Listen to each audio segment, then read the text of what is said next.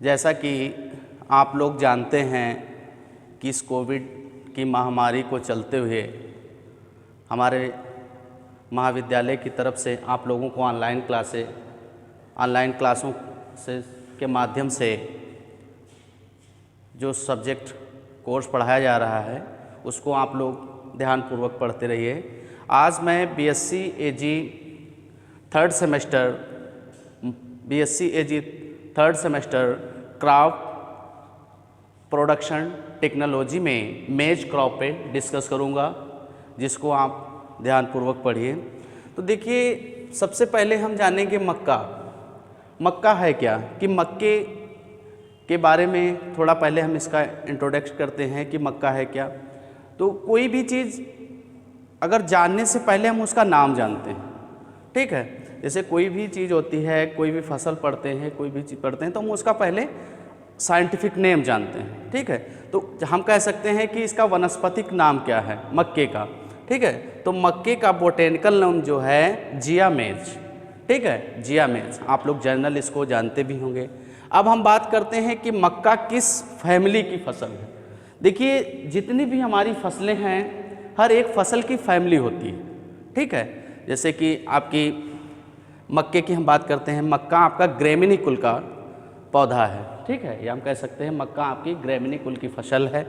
और इसमें chromosome number of होता है 2n = 20, जो हम कह सकते हैं गुणसूत्र संख्या, कि मक्के के पौधे में गुणसूत्रों की संख्या कितनी होती है, तो 2n = 20, ठीक है। तो 2n = 20 ये क्या होता है, मक्के का क्रोमोसोम नंबर ऑफ।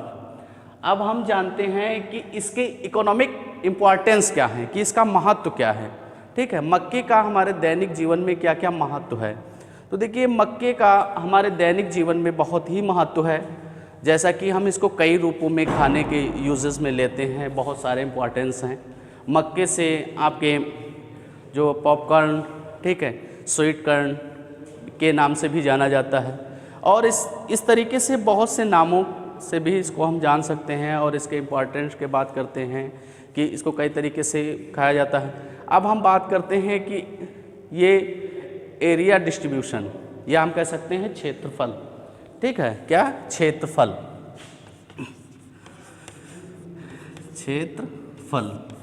ठीक है, एरिया, ठीक। कि मक्के की खेती विश्व में अनेक देशों में की जाती है। जैसे कि हम बात करते हैं कि अमेरिका है, ऑस्ट्रेलिया है, ठीक है, जैसे कि हमारा एक इंडिया है। इसी तरीके से अनेक देशों में, ठीक है, मक्के की खेती अमेरिका, ऑस्ट्रेलिया, ब्राज़ील, ठीक है, भारत आदि कई देशों में उगाया जाता है मक्का। और वर्तमान समय में आप लोग देख ही रहे हैं कि मक्के का बहुत ज़्यादा इम्पोर्टेंस हमारे दैनिक जीवन में बढ़ता है। और सबसे मेन बात है कि हम इसको तीनों ऋतुओं में उगा सकते हैं। चाहे हम इसको खरीफ में भी उगा सकते हैं, रबी में भी उगा सकते हैं और जायज़ में भी उगा सकते हैं। और हम इसको मक्के को, जैसे कि आप लोग जानते होंगे कि इंडिकेटर क्रॉप्स के भी नाम से जानते हैं। इंडिकेटर जो यानी कि मृदा की, मिट्टी की पोषक तत्वों को क्या करता है, कमी को दर्शाता है, ठीक है। कि हम प्लांट की कंडीशन या प्लांट को देख करके हम बता सकते हैं कि इस मृदा में किस न्यूट्रिएंट की कमी है, ठीक है। फिर क्या करता है किसान, उस न्यूट्रिएंट की कमी को बढ़ाता है। अब देखिए, बात करते हैं कि न्यूट्रिएंट की कमी जो प्लांट दर्शाता है, ठीक है, इसके बारे में अगर हम चलेंगे तो बहुत आगे हमारा डिस्कस जाएगा। आज मैं जनरल बात करता हूँ कि सिर्फ मक्के पे, ठीक है। तो जो हमने बताया आपको कि इन किन देशों में उगाया जाता है। अब हम बात करते हैं कि भारत में मक्के की खेती किन किन राज्यों में होती है। हम यह कह सकते हैं कि मक्का हमारे भारत में कहाँ कहाँ उगाया जाता है। तो देखिए, मक्के की खेती हमारे भारत में बहुत से राज्य हैं। अधिकतर मक्का जो हम कह सकते हैं, जितने भी हमारे इरिगेटेड क्षेत्र हैं, या हम कह सकते हैं एग्रीकल्चरल क्षेत्र हैं जहाँ पे कृषि की जाती है, ठीक है। जिन जिन राज्यों में हम खेती या हम कह सकते हैं कृषि की जाती है, और जो भी हमारी उपजाऊ भूमियाँ हैं, वहाँ पे नॉर्मली किसान मक्का उगा सकता है, ठीक है। तो जैसे कि आप उत्तर प्रदेश हो गया, पंजाब हो गया, महाराष्ट्र हो गया, ठीक है। और बहुत से ऐसे राज्य हैं जो हम कहने का मतलब है कि जहाँ जहाँ पे मक्के की खेती किसान कर सकता है, ठीक है। अब हम बात करते हैं इसके बाद कि इसमें क्या क्या इसके इम्पॉर्टेंस हैं, इसमें इम्पॉर्टेंस क्या है, या हम इस इम्पॉर्टेंस के बाद इसमें क्या क्या पाया जाता है। तो देखिए सबसे पहले हम बात करते हैं कि प्रोटीन के बारे में, कि मक्के में कितने % प्रोटीन पाई जाती है। ठीक है, तो देखिए मक्के में जो प्रोटीन को कह सकते हैं प्रोटीन क्वांटिटी होती है 7 से 10%। ठीक है, 7 से 10% प्रोटीन पाया जाता है इसमें। और अब हम बात करते हैं इसमें रेशा कितने % पाया जाता है। ठीक है, रेशा इसमें कह सकते हैं हम इसमें रेशा कितने % पाया जाता है। तो देखिए मक्के में जो रेशा की क्वांटिटी होती है 25 से 30% तक। ठीक है, 25 से 30% तक मक्के में जो होता है रेशा पाया जाता है। अब हम कह सकते हैं कि नाइट्रोजन क्वांटिटी इसमें लगभग कितने % पाई जाती है। तो लगभग 56% इसमें नाइट्रोजन क्वांटिटी पाई जाती है, जिसको हम कह सकते हैं नत्रजन। ठीक है, ठीक, नंबर 6 नत्रजन। ठीक है, लगभग 56%। ठीक है, 56% नाइट्रोजन क्वांटिटी पाई जाती है। ठीक है, अब हम बात करते हैं क्लाइमेट की। ठीक है, कि इसकी जलवायु के बारे में। ठीक है, जलवायु के बारे में। ठीक है, अब हम बात करते हैं कि मक्के की फसल को उगाने के लिए लगभग कितने क्लाइमेट की आवश्यकता होती है। ठीक है, तो मक्के की फसल को उगाने के लिए नॉर्मली जैसे कि कम से कम, ठीक, टेम्परेचर की बात करते हैं तो 25 से, ठीक है, या 25 से 35 डिग्री सेल्सियस।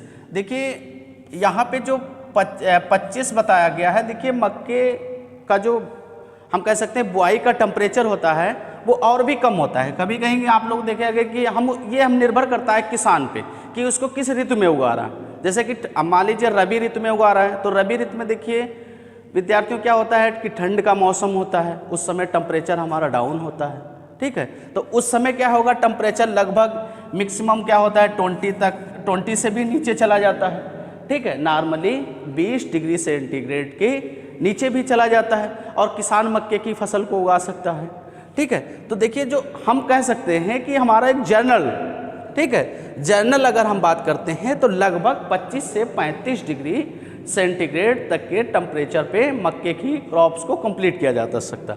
देखिए अब हम जो कहते हैं कि खरीफ, रबी और जायज़, ये तीनों ऋतुओं में मक्के की फसल उगाई जाती है। तो खरीफ ऋतु में जैसा कि मैंने बताया कि ठंड का मौसम होता है, उस कंडीशंस में क्या होता है कि ठंडी ज़्यादा होती है, टेम्परेचर आपका क्या होता है मतलब लो होता है। तो इस कंडीशन में टेम्परेचर आपका लगभग 20 से भी नीचे चला जाता है और किसान मक्के की फसल की बुआई कर देता है और मक्के की फसल जर्मिनेट, या हम कह सकते हैं इसका दाना जर्मिनेट हो जाता है। तो देखिए हाई क्वालिटी की बात करते हैं, जो 35 टेम्परेचर दिया गया है, ये क्या है कि लगभग 35 डिग्री टेम्परेचर तक प्लांट अपने को मेंटेन कर सकता है। ठीक है, लगभग 35 डिग्री सेंटीग्रेड तक प्लांट क्या कर सकता है, अपने उसकी जो प्लांट की बॉडी है वो उसके सनलाइट को बर्दाश्त कर सकती है।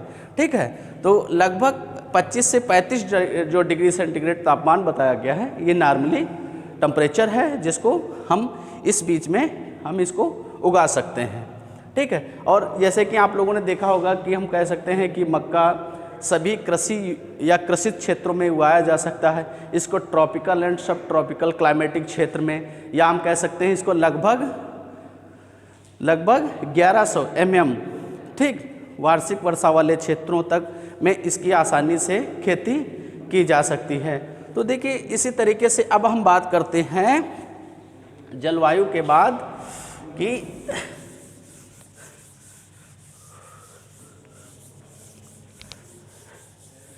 नेक्स्ट हम बात करते हैं, देखिए जलवायु के बाद आइए आपका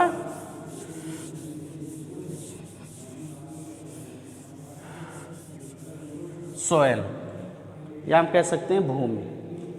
ठीक है, भूमि।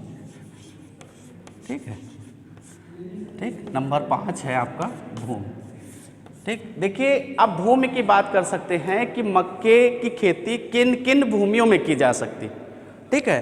देखिए जैसे कि अब आपने पहले क्या बात किया, उसका वनस्पतिक नेम क्या है, फिर सेकंड पे क्या बात की है कि इसका वनस्पतिक नाम क्या है, किस फैमिली की फसल है, किस फैमिली की फसल ग्रैमिनिकुल की है। ठीक है, फिर हम बात करते हैं कि इसका गुणसूत्र संख्या इसकी कितनी होती है, तो क्रोमोसोम नंबर कितना होता है 2n = 20। फिर मैंने बताया आपको इम्पॉर्टेंस इसके क्या हैं कि आपको मक्के के इम्पॉर्टेंस हमने आपको जनरली बता दिया है, आपको पता भी होगा कि मक्का हमारे दैनिक जीवन में बहुत ही इसका उपयोग है। ठीक है, इसमें आप लोग भी जानते हैं, इसके साथ में जितने भी हमारे एग्रीकल्चर क्षेत्र के अलावा भी जो स्टूडेंट पढ़ाई करते हैं वो भी जनरल चीज़ें बता सकते हैं कि मक्के को हम किस खाने के या किन तरीक़ों में हम इसको प्रयोग कर सकते हैं। ठीक है, अब मैंने बता दिया इसमें प्रोटीन कितने % पाया जाता है, रेशा कितने % पाया जाता है, इसको इंडिकेटर क्रॉप भी कहा जाता है। ठीक है, सूचक फसल के रूप में भी इसको जाना जा सकता है। ठीक है, फिर हमने बताया आपको क्लाइमेट कि मक्के की फसल के लिए जो, या हम कह सकते हैं कि मक्का कितने क्लाइमेटिक पे उगाया जाता है। ठीक है, क्लाइमेट के बाद आती है कि सोयल। जैसे भाई हम कोई भी किसान अगर फसल उगाता है तो मृदा क्या है, ये सबसे इम्पॉर्टेंट है।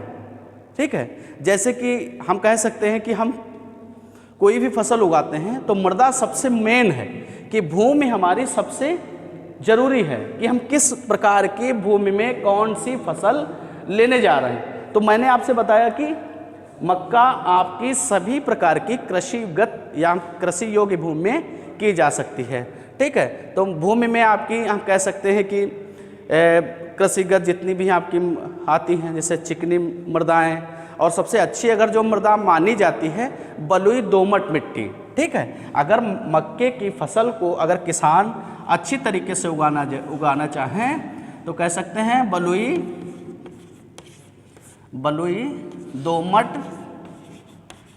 दोमट मिट्टी। ठीक है, बलुई दोमट मृदा जो है ये मक्के की फसल के लिए सबसे अच्छी मानी जाती है। ठीक है, अब जैसे कि आपको मैं बता दूं कि उत्तर प्रदेश के हमारे ऐसे बहुत से क्षेत्र हैं जो जहाँ पे अनेक प्रकार की जो नेचुरल समस्याएं आती हैं। ठीक है, ये कह सकते हैं हमारे यूपी की बात, हम जैसे कि हम उत्तर प्रदेश की बात करते हैं, जैसे कि आपको यूपी के अलावा हम अदर स्टेटों में भी समस्याएं आती हैं। जैसे कि उत्तर प्रदेश में हमारे तराई क्षेत्र हैं, इनको तराई क्यों कहा गया है, क्योंकि यहाँ पे जो हमारी प्राकृतिक आपदाएं या हम कह सकते हैं नेचुरल समस्याएं जो आती रहती हैं, क्या है कि पानी ज़्यादा टिक जाता है, किसान अपनी फसल की बुआई समय से नहीं कर पाता है। ठीक है, तो ये तरीके से बहुत से कारण रहते हैं जो किसान मतलब अपनाना तो चाहता है फिर नहीं अपना पाता है। उसका कारण क्या है कि वो उन समस्याओं से ग्रसित हो रहे हैं। ठीक है, जैसे कि आप गर्मियों के क्षेत्र में अगर हम बात करते हैं कि हमारे जैसे गुजरात हो गया, महाराष्ट्र हो गया, ठीक है, गुजरात है, महाराष्ट्र है, मुंबई है, ये हमारे ऐसे राज्य हैं जहाँ पे मतलब जायज़ में बहुत ज़्यादा गर्मी पड़ती है। उस कंडीशंस में क्या है कि वहाँ पे पानी की अनेक समस्याएं आने लगती हैं। किसान क्या करता है, जो हम कह सकते हैं वाटर लेवल कंडीशन जो होती है वो ज़मीन के काफ़ी गहराई तक चली जाती है। जब देखिए वाटर लेवल कंडीशंस ज़मीन के काफ़ी गहराई तक जाती है तो किसान क्या करता है, चाह करके भी फसल को पानी नहीं दे पाता है। जैसे कि हम अगर चाहें भी कि वहाँ पे हमारी कृषिगत भूमि है और किसान वहाँ पे मक्के की फसल को बोना चाहता है तो वहाँ पे मक्का तो उगाने के लिए किसान तो अपना मतलब प्लानिंग या हम कह सकते हैं कि अपना रोटेशन बना सकता है, लेकिन नेचुरली अपडेटिंग के अकॉर्डिंग क्या होता है कि वहाँ पे किसान को बहुत सारी समस्याओं का सामना करना पड़ेगा। जैसे कि देखिए बहुत सारी समस्याओं का मेन क्या होता है, पानी, वाटर। ठीक है, वहाँ पे किसान क्या है कि इस कंडीशन में फसल को पानी नहीं दे पाएगा। जब पानी नहीं दे पाएगा तो फसल नहीं तैयार हो पाएगी। तो देखिए और भी देखिए हम बताते हैं आपको कि जैसे कि हम लोग देखते हैं, जानते हैं गर्मियों में घूमने के लिए गुजरात है, महाराष्ट्र, तो वहाँ पे हमको क्या है कि अधिकतर मतलब ज्वार है। ठीक है, या हम कह सकते हैं बहुत सी ऐसी फसलें हैं जो कह सकते हैं कि अधिक पानी मतलब चाहने वाली नहीं होता है, या हम कह सकते हैं कि अधिक पानी या कम पानी चाहने वाली फसलें, जिसमें क्या होता है कि जो वे फसलें वहाँ पर उगाई जा सकती हैं जो मतलब वाटर उसमें कम आवश्यकता पड़े। जैसे कि जैसे ज्वार हो गया, तो ये भी आता है, मक्का भी आता है। देखिए मक्के को हम सीरियल में उगाते हैं कि अगर आपको मान लीजिए कि मक्का हमको दाना प्राप्त करना है, तो उस कंडीशंस में क्या है, आपको मक्के में जो भी एक्टिविटियां देना होता है वो हमारे लिए इम्पॉर्टेंस हैं। और अगर हम जनरली देखते हैं कि हमको सिर्फ इसको फॉडर के रूप में उगाते हैं, चारे के उद्देश्य से उगाते हैं, तो चारे के उद्देश्य से अगर हम उगाते हैं तो इसमें क्या है कि अगर इरिगेशन हमारा लेट भी हो जाएगा, प्लांट हमको देखिए चारे के लिए सिर्फ प्लांट हाइट की, किसान सिर्फ पौधे की हाइट देखेगा, ठीक है, ना कि उसमें बनने वाला ग्रेन देखेगा। तो फॉडर में जनरली क्या होगा कि आपको इसको वो किया जा सकता है। इसी तरीके से हम जैसे कि बहुत से क्षेत्रों के बाद हम बात करते हैं कि देखिए मैंने आपको बताया था कि मक्की का उत्पत्ति स्थान क्या, ठीक है, इसके बारे में हमको उत्पत्ति स्थान के बारे में जानना जरूरी रहता है। तो देखिए मक्के की अगर हम जनरली बात करते हैं, जैसे कि मैक्सिको बताया गया है, मैक्सिको देश, तो इसी तरीके से और हम कह सकते हैं वेबिलो, भारतीय शस्य वैज्ञानिक वेबिलो 1926 के अनुसार इन्होंने अपना मत दिया था, का 1926 के अनुसार इन्होंने अपना मत दिया कि मक्के का उत्पत्ति स्थान जो है वो क्या बताया जाता है, दक्षिण अमेरिका, या हम कह सकते हैं दक्षिणी अमेरिका, ठीक है, दक्षिणी अमेरिका भी बताया जाता है। तो देखिए वर्जिन प्लेस के बारे में हम बच्चों आपको बताते हैं कि इसके उत्पत्ति स्थान के बारे में कि अनेक साइंटिस्टों के अलग अलग तरीके के मत होते हैं। जैसे देखिए आप लोगों ने देखा है कि मैक्सिको भी बताया गया है, या हम कह सकते हैं दक्षिण अमेरिका भी बताया गया है, ठीक है। तो इसी तरीके से आप इसको मक्के के उत्पत्ति के बारे में जान सकते हैं। अब हम बात करते हैं कि ये इसकी प्रजातियां कौन कौन सी होती, ठीक है। सोयल के बाद आइए हम बताते हैं प्रजातियां।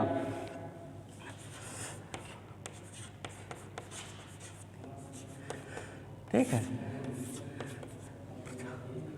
देखिए अब बात करते हैं कि प्रजातियां, तो देखिए मक्के की बहुत सी प्रजातियां होती हैं अलग अलग तरीके से।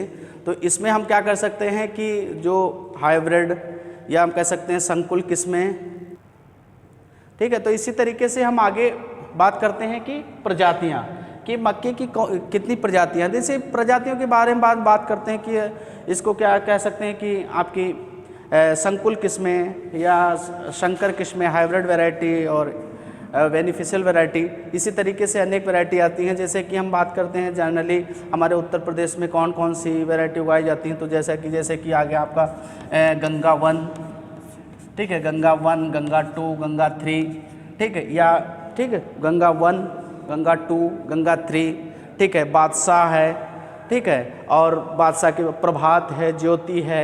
इस तरीके की अनेक वैरायटी जो हमारे उत्तर प्रदेश में उगाई जाती हैं, ठीक है। अब हम बात करते हैं सोइंग, सीड एंड सोइंग, ठीक है, या हम कह सकते हैं बुआई, ठीक है, बुआई। देखिए बात करते हैं कि बुआई की, मक्के की फसल की कितने तरीकों से बुआई की जाती है, ठीक है। तो देखिए हमने आपको बताया है कि बुआई के बहुत सारे मतलब तरीके होते हैं जो किसान जनरली बहुत अपनाते हैं। तो हम कह सकते हैं जैसे कि फर्स्ट जो आता है ब्रॉडकास्टिंग मेथड, जिसको हम कह सकते हैं छिटकावा विधि, ठीक है। कौन सी?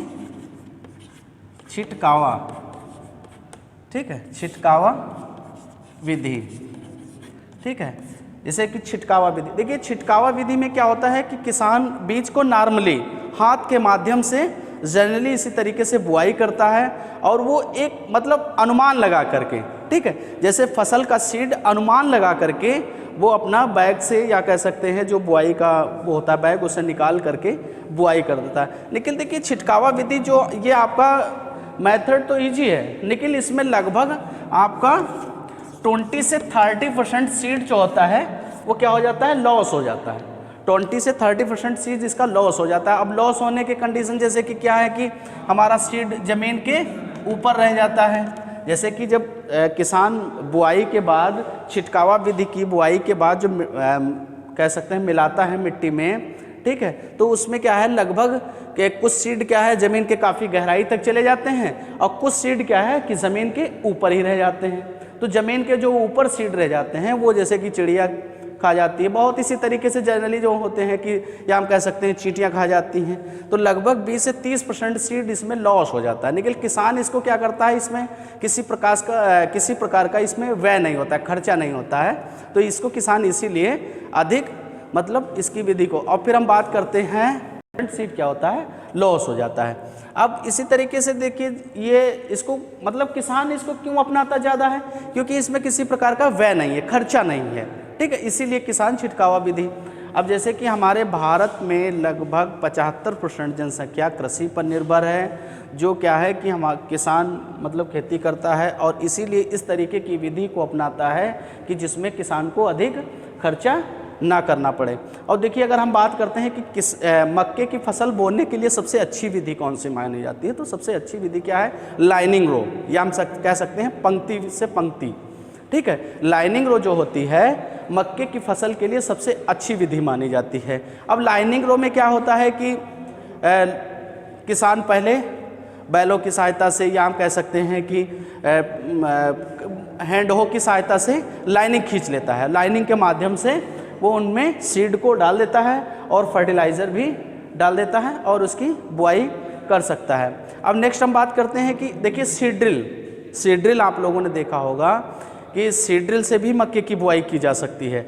अब देखिए सीड ड्रिल जनरली क्या है कि छोटे दाने की जो फसलें होती हैं उसके लिए उपयोग किया जाता है, और मक्का क्या है आपका बड़े दाने की फसल है, इसका द ग्रेन क्या होता है थोड़ा मीडियम साइज में होता है, ठीक है। तो इसकी क्या है कि जो हमारे बहुत से, या हम कह सकते हैं कि जो सीड ड्रिल आते हैं उसकी हमकी क्वांटिटी क्या होता है बढ़ाना पड़ता है। क्वांटिटी जो आपकी देखिए सीड ड्रिल में क्या होता है, 2 कॉलम डिवाइडेशन होते हैं, ठीक है।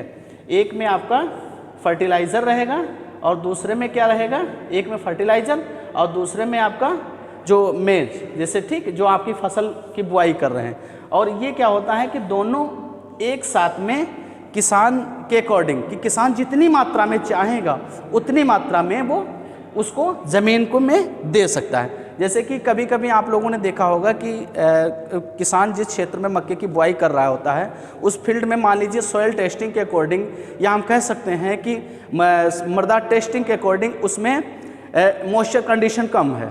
देखिए किसी भी फसल को बोने के लिए कम से कम 50% सॉइल में नमी होना अनिवार्य होता है, और इसमें क्या रहता है कि अगर 50% से नमी कम होती है तब किसान क्या करता है, फिर से सिंचाई करता है, दोबारा फिर से प्रोसेस करता है, 10 से 15 दिन के लिए खेत को वेटिंग लिस्ट पे डाल देता है, हम कह सकते हैं इंतजार करता है, ठीक। तो देखिए जो सीड ड्रिल के माध्यम से होता है ये सबसे अच्छा तरीका होता है बुआई करने का। इसमें क्या है, एक सीड जो होता है एक अपनी मतलब जितनी हम डिस्टेंस चाहते हैं, जैसे 3 से 4 सेंटीमीटर या 4 से 5 सेंटीमीटर डिप्थ गहराई तक हम सीड की बुआई कर सकते हैं, ठीक है। तो इसमें सीड की बुआई कर सकते हैं, और देखिए इसमें सीड और फर्टिलाइज़र दोनों एक साथ में दिए जाते हैं, ठीक। अब हम इसी तरीके से बात करते हैं सीड रेट की, बुआई की विधियाँ, ठीक है। देखिए स्टूडेंट, अब जैसा कि मैंने आपको बताया है आज इतना, आप लोग इसको तैयार करिए। नेक्स्ट आपको मैं अगले वीडियो में सीड रेट कितनी है, ठीक है, और सीड रेट के बाद हम कह सकते हैं फील्ड प्रिपरेशन इसका क्या है कि किन किन विधियों से इसकी तैयारी की जाती है। फील्ड प्रिपरेशन बताएंगे, मैन्योर एंड फर्टिलाइज़र बताएंगे कि कितनी इसमें नाइट्रोजन, कितनी फास्फोरस, कितनी पोटास की मात्रा दी जाती है, ठीक है। फिर हम बताएंगे इसमें वीड मैनेजमेंट क्या है कि मक्के की फसल में किन किन खरपतवारों का प्रकोप अधिक होता है, और इसके लिए अगर हम चारे के लिए बोते हैं तो हमको खरपतवारों का नियंत्रण नहीं करना पड़ता है। दाने के उद्देश्य से उगाई गई फसल में हमको खरपतवार नियंत्रण जरूरी करना होता है। और हम फिर इसके बारे में बताएंगे कि इसमें इंसेक्ट, कि इसमें इस मक्के की फसल में कौन कौन से कीट लगते हैं, कौन कौन से डिजीज़ लगते हैं, हार्वेस्टिंग मेथड क्या है इसका, ठीक है, इल्ड क्या है, ये बहुत से तरीके हैं, मैं आपको अगले वीडियो में बताऊंगा। आज तक के मतलब क्या कह सकते हैं, आज तक इतना ही। धन्यवाद स्टूडेंट।